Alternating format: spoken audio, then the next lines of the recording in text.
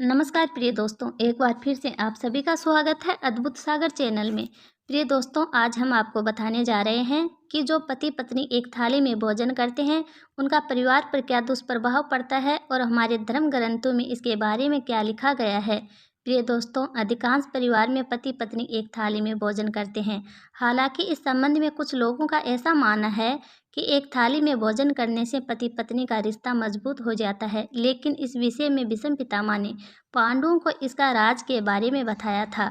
हालांकि इस विषय में बड़े बुजुर्ग और धर्मशास्त्रों के जानकार कहते हैं कि पति पत्नी को एक थाली में भोजन कभी नहीं करना चाहिए। लेकिन ऐसा क्यों कहा जाता है, इस विषय में अक्सर लोग नहीं जानते हैं। हालांकि इसके बारे में महाभारत में भी इसका जिक्र किया गया है।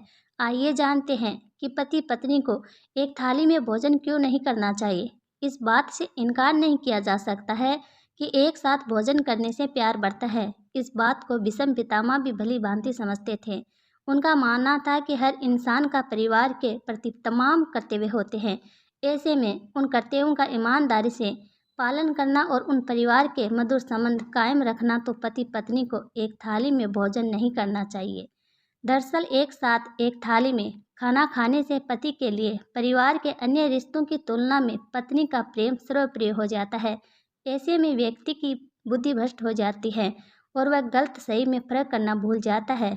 उस व्यक्ति की बुद्धि इतनी भ्रष्ट हो जाती है कि वो सही और गलत में फर्क करना ही भूल जाता है। उसको ये पता ही नहीं होता कि क्या सही है और क्या गलत हो रहा है।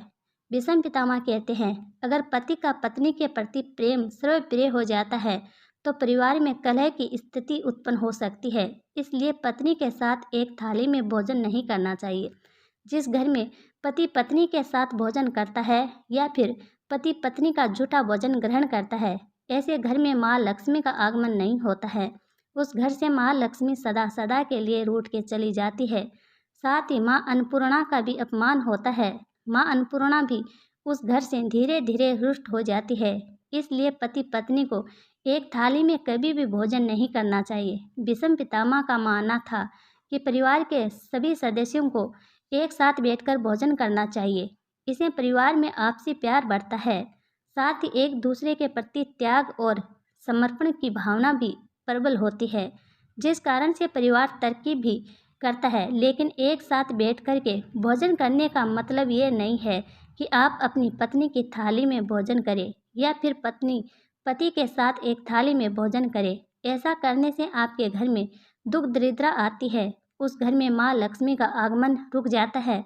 अब आपको बताते हैं कि कौन कौन से भोजन नहीं करने चाहिए और भोजन को कैसे करना चाहिए। इस विषय में भीष्म पितामह का मानना था, अगर परोसे हुए भोजन की थाली को यदि कोई लांघ जाता है तो वह भोजन कीचड़ के समान दूषित हो जाता है। इसलिए इस भोजन को कभी नहीं करना चाहिए। ऐसे लांघे हुए भोजन को जानवर को खिला देना चाहिए। इसके अलावा अगर भोजन की थाली को कोई पैर मारकर चला जाता है, ऐसे भोजन को भी हाथ जोड़कर त्याग कर देना चाहिए।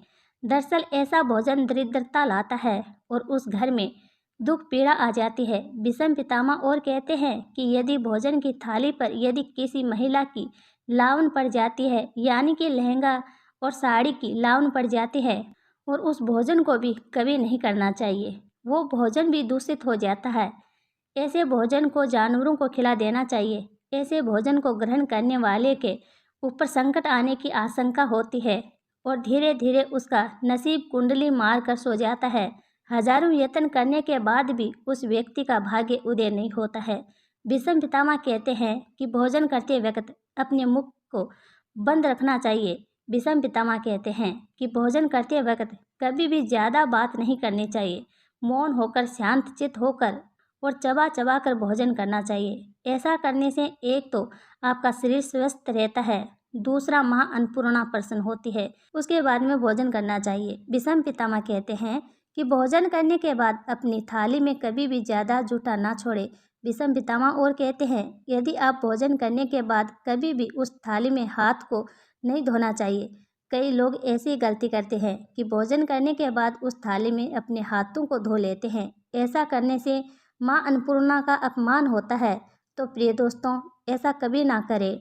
उम्मीद करते हैं प्रिय दोस्तों ये जानकारी आपको पसंद आई होगी। पसंद आए तो चैनल को सब्सक्राइब करें और एक प्यारा सा कमेंट ज़रूर करें। राधे राधे दोस्तों।